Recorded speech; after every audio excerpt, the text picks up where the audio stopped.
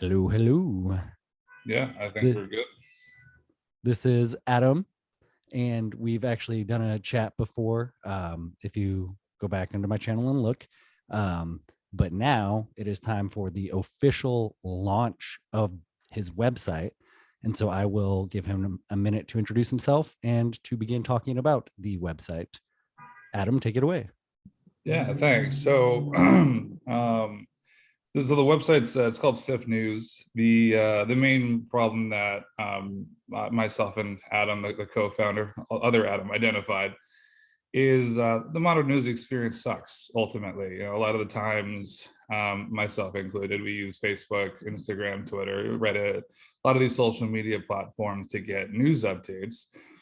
Even Google, right? A lot of these other news aggregators sort of fall into this category as well. It's just hard to find information that we care about, and this is largely due to the fact that all of these platforms rely on algorithms that learn about your interactions, your site interactions, your behaviors, what you are more likely to engage with, whether through clicks, likes, shares, etc. And they recommend that content to you. And this all creates a passive news experience for yourself where you don't directly control the content on your feed. And so I saw myself falling into these filter bubbles like everyone does, because that's how these products are designed, because they want to keep you scrolling. They want to keep your attention. That's where their business model comes from. And I wanted to find an alternative to that that actually puts the user, in control of what you see. So it's trying to spin this as opposed to analyzing the user. We're analyzing the content and giving people the freedom to find what they want and even filter out what they don't. That could be from fake news. It could be from questionable content. But their point is to put you in the driver's seat and to create a more active news experience. So that's sort of like the high level overview of what we're trying to accomplish with SIF News. Thank you very much for that. I just wanted to mention during one of our chats a few weeks ago, you had said some things that really resonated with my personal experience as to why I believe this is a necessary tool. You used the words people are trying to be persuasive in their arguments, and they talk at one another instead of with one another. And they've reached a point where they're just automatically rejecting ideas that they do not agree with, or that might present them with some cognitive dissonance. And you ended it with saying ultimately there needs to be a paradigm shift in how people communicate. And I have multiple conversations with Kyle from Brothers Blue, another YouTube channel. And I believe if you go watch them, especially the most recent one, that like exemplifies all of what you had just said in how we are unable to communicate effectively, which is really unfortunate, because that's the only way we can break through the polarization that is overtaking the nation. And so that's why I'm really, really excited that this is launched and that momentum is building, and I'm happy that I can help in however I can. And so thank you for taking the time. You now have a demonstration. Is that correct? Yeah. I can go Okay. ahead. Let's see. Let's see if it'll allow you to share the screen. It should. There we Boom. go. Okay. There it is. I guess to kind of quickly just touch on what you were saying, because I do think it relates to the product itself, where part of the whole idea, it's part of the whole idea with this is that the main, like, one of the main benefits is that you can redefine the filter bubble, right? Where right now what you're seeing most common is that filter bubbles, you can't break out of them, like based on where Facebook, for example, fits you into this little niche. That's what you're going to see most of. Where here, if you wanted to look at a far left persona, a far right persona, if you want to look at mixed, you have the freedom to jump between these quote unquote filter bubbles, to ultimately see content that you wouldn't be able to otherwise. And that should ideally, depending on again how you would use the platform, you'd be able to see content that you may not have otherwise, and hopefully be able to understand where other people are coming from, because you're able to read what they're reading, see what they're seeing, and just empathize with people a little bit better, so you can have a form of understanding, as opposed to just talking at people because of what you believe and this is what they believe, because that's really the foundation of where the polarization comes from, is that, you know, left reads left, right leads right. There's no in between or ability to see, you know, the other perspective, right? I think that's why these conversations are so much more difficult to have, because there's no foundation for it. But I'm sure we can, you know, ramble on that for a while. But to get into this, so I'd already logged in. There's a splash page which kind of talks about, or like a landing page rather, that talks about what I just did. So we don't have to go over that. So this is after you already go ahead and sign in to the platform. This is bringing in all content. So we're updating this pretty much. It's running every minute. So there's always going to be new content here. So as you can see, it's April 10th. So just to give you like a quick overview, you know, it's the headline, there's a little description, the date, the sentiment, and then the source of the article. And this is the media bias. So the whole first step into this is to just try to display sentiment and media bias on the site, because this is something you don't really see on news platforms or aggregators in general. You have to go and look for this information yourself. It's never like embedded within the content. So this was part of what we want to do, is to make it, you know, how do we get this information in front of people, like as they're reading the articles, and kind of take this fragmented process of eventually fact checking as well, and embed it within the platform, so you have all of this in front of you and you can make your decisions about whether or not you want to read it. Is it worth reading? And then as you're reading the content, when you click on it, you have a lens to see it through.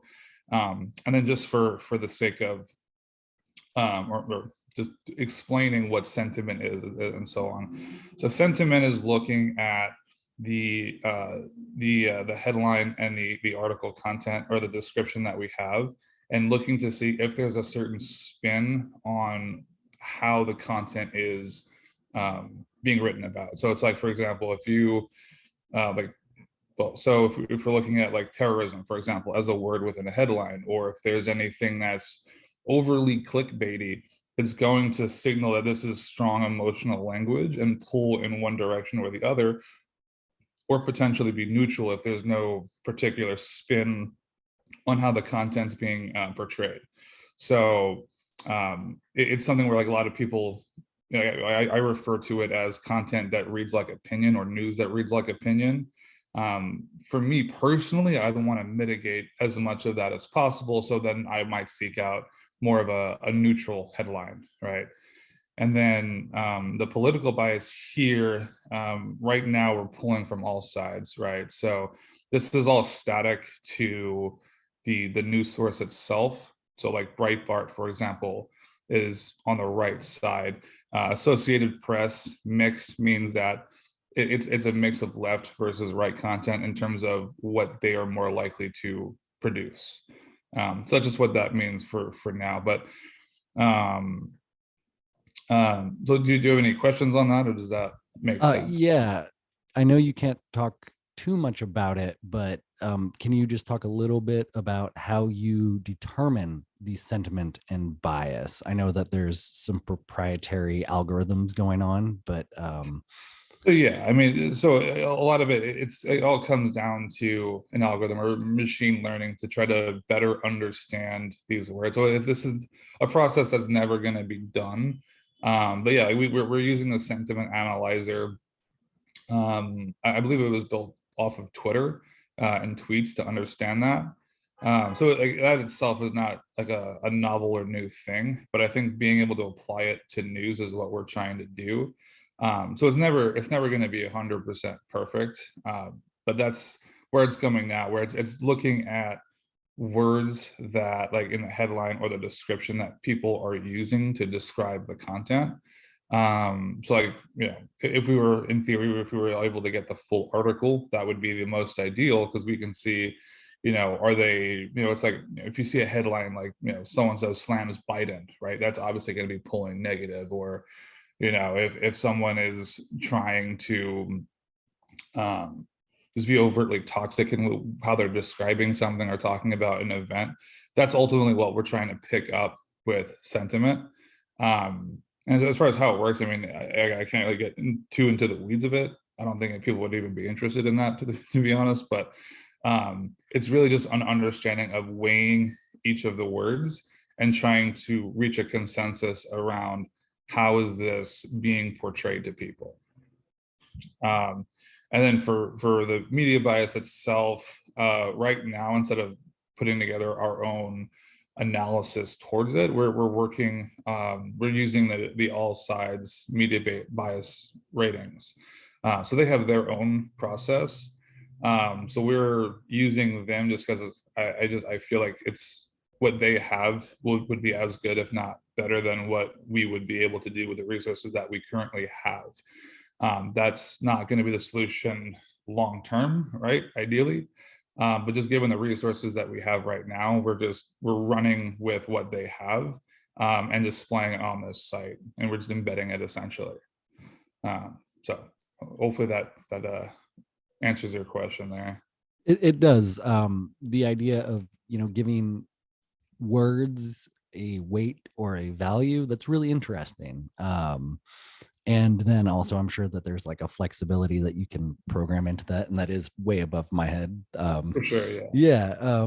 Thank you. Man, I'm just trying to figure out where to go next. I'm trying to think or put myself in the brain of someone who doesn't necessarily think of themselves left or right, but wants to be informed.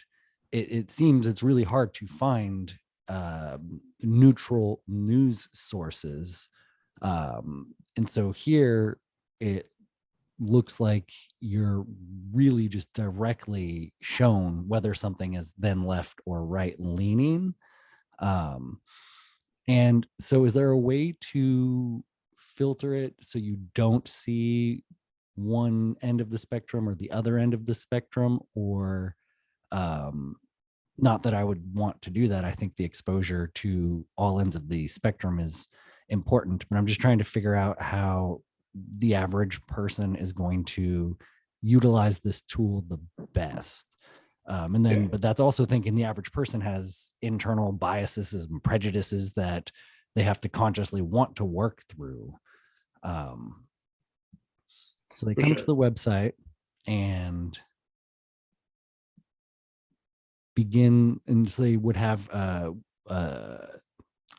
subject in mind that they can search, or they'd have a homepage. So they have a homepage that they can construct that would be personalized to them. So right now, there's one singular feed that we have.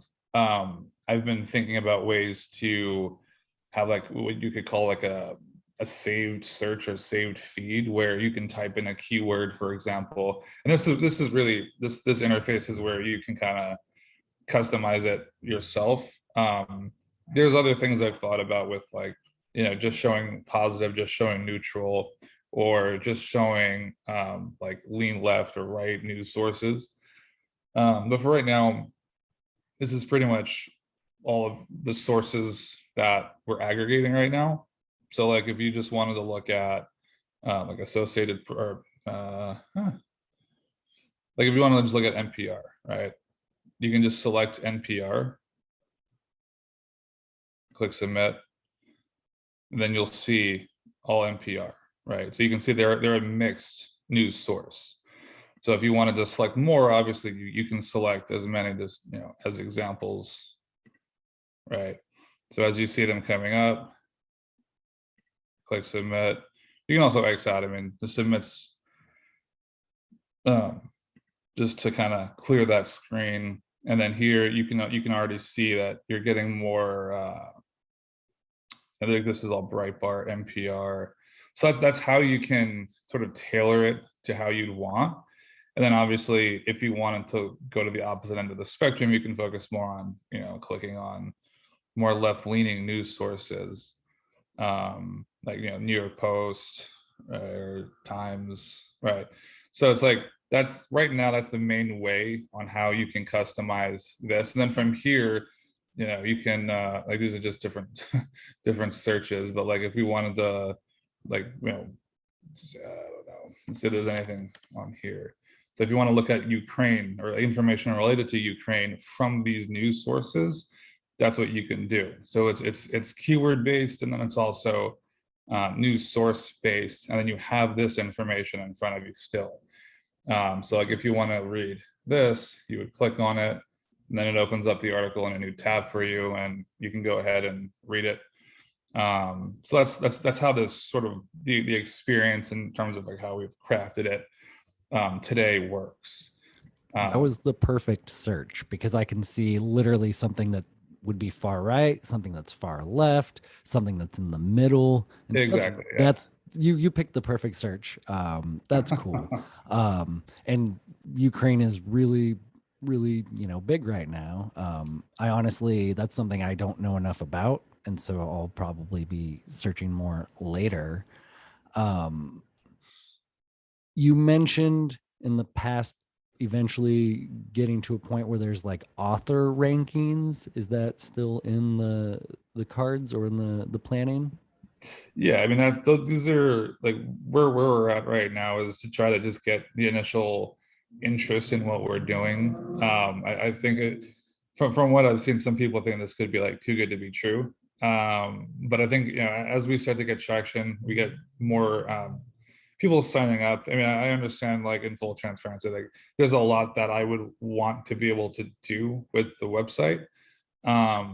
It's just we need the resources to do it, and that's really where it starts. So like it is a goal, more medium to long term. But like there's a lot that I'd want to even be able to do, just in the sense of being able to get more just like fact oriented content. Like, for example, we could look at, in theory, right, a lot of these different articles and be able to see, okay, well, this is right, this is left, this is mixed. What are they all saying? Are there overlaps or similarities in terms of what they're describing? And can we use that to try to figure out what seems to be confirmed across all the political sides, right?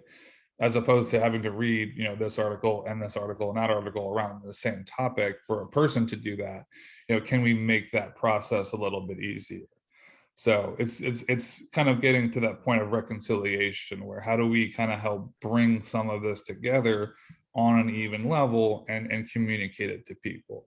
And then the author ratings help with that as well, because you get to see the context around what does this person usually report on. I mean, are they even open around their political beliefs? Because that all helps create a lens through which you can better comprehend what it is you're reading, because ultimately, the news that everyone reads shapes your own worldview as well, right? Depending on, assuming you trust the content and you believe in what is being said, it shapes how you perceive what is happening, right? Perception is reality. So all of that really does play an important role, and that's still, part of what we'd want to be able to do. Scope creep can happen very quickly, though.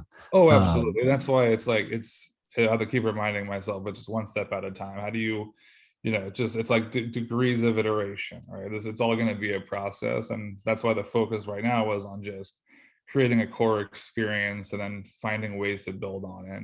And keep in mind too that a lot of this will be built through feedback. What source, or what well, I guess sources too, but what features do people want to see the most? What do they find the most value in? Because that's ultimately what we would focus on building out first.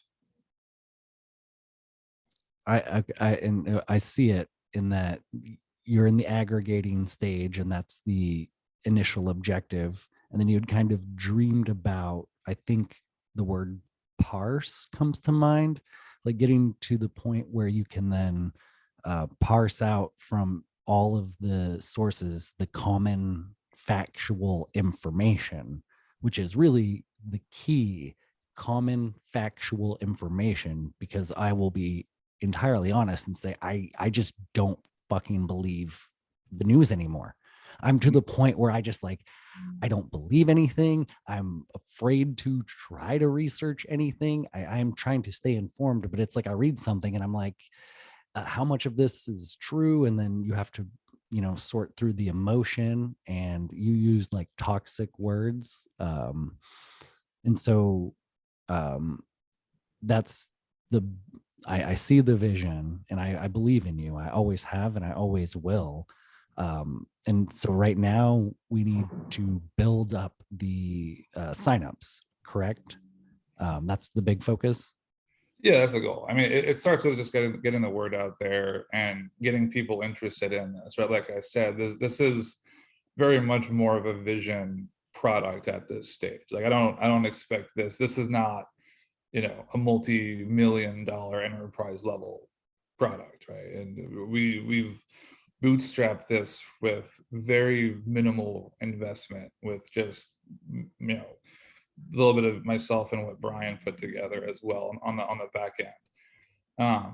So it's very much just trying to get people involved with just the vision of what we're trying to do, the mission of what we're trying to put out there.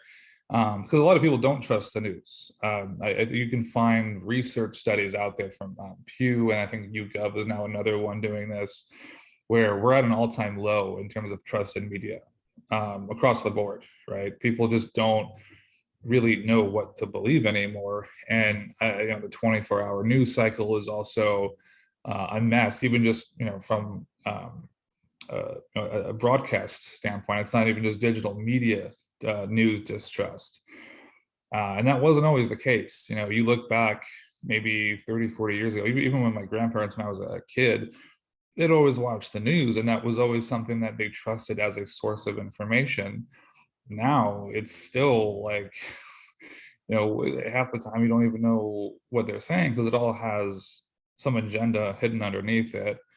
And even kind of going into this, like back into even the news sources. I think I've talked to you about this before, even on the last call, but the goal too would be to try to get more independent sources or nonpartisan news sources on here, like lesser known, potentially truly independent, where it's just like a small team or even a few people doing this out of a passion.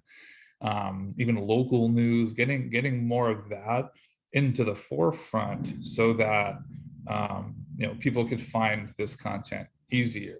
Um, but that's a bit of a tangent. But ultimately, like, yes, the goal is to get more traction, more interest in it, because that will ultimately allow us to position ourselves to get more resources to continue to build on this.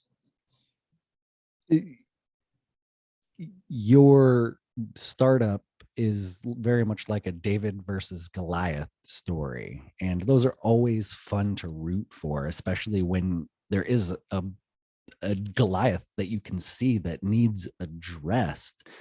You talked about the 24-hour news cycle, which I think is part of a social engineering effort to alter the way people consume news, but with the intention to alter people's psychology. There's so much news being thrown at us to scare us, to propagandize us. My mom repeating CNN talking points just hurts my heart so much. And so I had a point and then I lost it. Oh yeah, this is going to potentially contribute to the behaviors around the way in which people consume the news, because having all of these sites at just one at the tip of your finger, you're not having to go to multiple sites where you're being bombarded with multiple advertisements and all that emotion, and then you can more easily identify the emotion. I You mentioned trying to highlight local news sources and smaller organizations. This is a tangent question a little bit, but are you familiar with the gentleman named Tim Pool? He has like a whole like industry he's building, kind of. He does YouTube, but then he does other things. Not that I know of, no. Okay. I'll send you some links, but he is trying to build a media company similar to like what Ben Shapiro, I know you know who Ben Shapiro is, similar to what they're doing. But I don't know if he's a good person or not. And that's another element to all of this is the funding, the money. How do we track who's funding the news?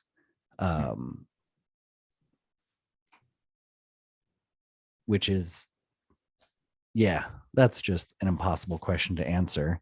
Will there be any tracking of financial relationships, or is that just done through researching on the site itself? Well, in terms of like funding direct news sources, I'd have to look. I'm not sure if that's public information or not.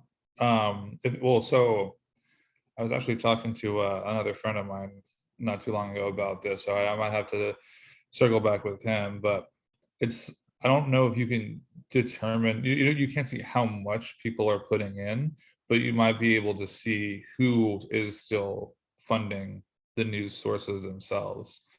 We're sort of even touching on also, well, just for screen sharing.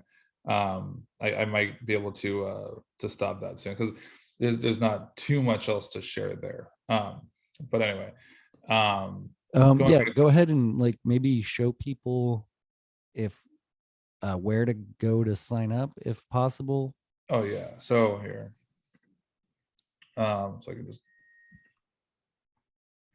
so I yeah, mean, this is the main page. I guess it's So pretty it's, self-explanatory, but yeah. It's as simple as just sifnews.com, and then you can just click sign up, and then you just create your account right from there.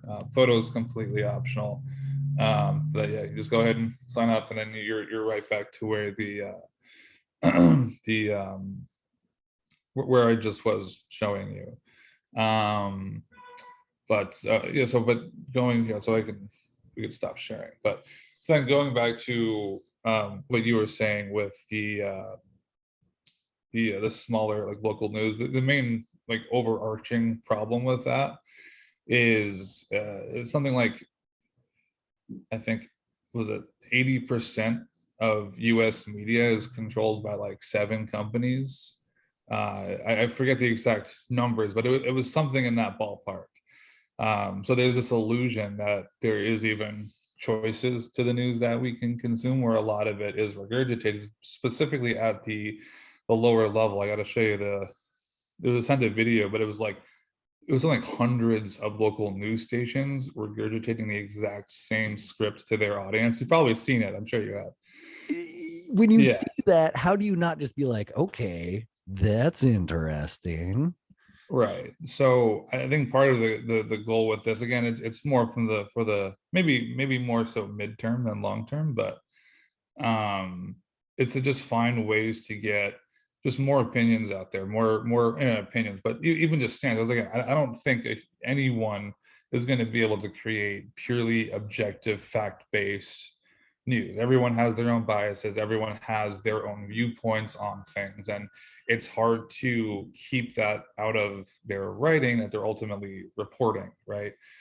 But I think that the platform as a whole is meant to give people the tools and information they need to understand the context around what is written, so that they can understand what they're reading and process it and come to their own conclusions. I think, the idea of creating unbiased news or finding unbiased news is not realistic unless we're talking like an AI is writing it, which is a whole nother level of an idea, which I've thought about. But for the time being, it's how do we equip people with the ability to reconcile the information? And that's sort of where we're starting with this, right? So then that starts with obviously just the news aggregation platform, sentiment media bias, which is what we have right now. That's why we kind of took that path. And then eventually it's, we'll get more content, add more features, and then continue to build on it that way, and just hopefully to continue to build traction on that as well. I like the idea of AI news writers because I feel like they would be the most objective. It'd be boring as heck. 7 people died in this town. Right. Boom, done. Yeah. Um, but okay. So apparently Zoom now limits meeting times, so we only have a few minutes left. Yeah, I thought it was unlimited for two people, but Yeah, we knew it was coming. They lure you in like a drug dealer. You get that free first dose. All of what you just said was just fantastic. Especially providing the context around what they're reading. That's huge because context can change the entire energy or the entire tone or intention of what you read. Um, the way you interpret it, the emotions that you respond with. Context is huge. Um, so I really like all of what you've said, and I think this is a good place to kind of try and wrap it up. Just one more time, if anybody is still here, the website www.syftnews.com, siftnews.com. Go sign up, go provide feedback, go enhance your news experience. Adam, any last minute thoughts, words, comments? No, I mean, I think we talked about pretty much everything that I would have wanted to. I think there's the only other thing I guess I could add on to just from a high level is that, again, this is, very much an ongoing thing. We're never going to be done with it. It's pretty much always going to be in development because this is such a large undertaking, and I'm well aware of both the competition that exists today, because it's a noisy space in that there's a lot of apps and tools and sites and things trying to do this, but you kind of touched on this before. But a lot of the creators of these platforms and a lot of the platforms themselves are biased, or they have questionable people. And a lot of the top complaints I see on what is out there are, they keep feeding me the same BS, or it's just a lot of the same problems that they are trying to position themselves as a solution, but it's really more of the same, basically. And part of what I want to, would like to end off with here is that, like when you look at ads, a lot of these companies are riddled with ads. I don't want to ever have to force ads onto people because, like you said too before, that inhibits people's ability to read the content. You can't go and click on more than two things without getting a pop-up ad, which wastes your time. And we don't want to have to do that. We don't want to allow Google ads to run rampant on the side either, because that's also annoying with the retargeting. So we're trying to just build the best possible news experience, and from a nonpartisan position. I don't look at left or right. If I'm going to pick in a direction, it's libertarian, right? Like I'm very firmly in the middle, and I see both sides, and I try to understand both sides. And we're not trying to cater towards a particular group or political party with the platform either. We're trying to just make this a tool for people, and hopefully eventually, right, big grand vision is that, we won't even identify with political parties anymore. It's just, what do we want to know, and who's going to help push this country towards the goals that we collectively want to work towards, right? Because we spend 4 years going one direction, 8 years going another direction, and you lose progress that way because they're counterintuitive. They're juxtaposed to each other. There's no, it's not like we're trying to move towards a path. If you think of your life, right? If you're managing your life, you spend 4 years going the left, then you spend 4 years going to the right. You spent 8 years and you're exactly right where you started from. That's not how progress works on an individual level. How does that work on a collective level? So I know I just said a lot with that, but I'm not gonna actually drop the mic because that's money. But that was a mic drop little rant there. I'm gonna hit stop recording, and I don't know. It says we have let's see what happens.